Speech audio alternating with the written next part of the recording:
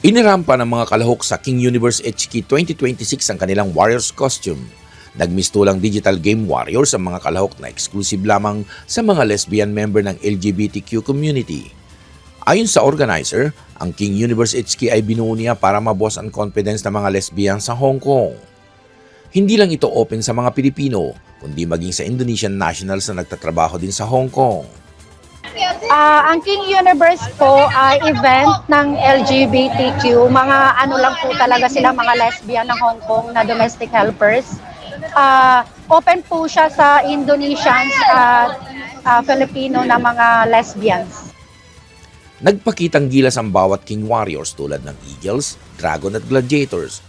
Tinanghal na King Universe HK 2026 si JB Zamora, habang si Michelle Aldabon aka Don Bonito ay first runner-up, Best in Friendship at siya rin ang nanalo sa Best in Warrior attire na King of Dragon Warrior.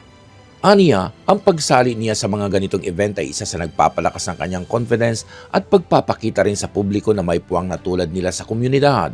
Sa akin, nakakadagdag ng confidence sa sarili, and then mas marami kang nakikilala, napapakita mo yung kakayanan mo, nakikita mo yung kung paano ka, the way mo, tawag niyan, makisama sa ibang tao, na tanggap ka nila kung ano ka, yun.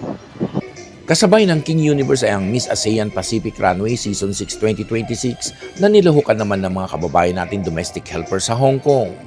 Patunay na saan man sa mundo o malayo man sa pamilya, gagawa mga Pilipino ng paraan para sila ay maging masaya.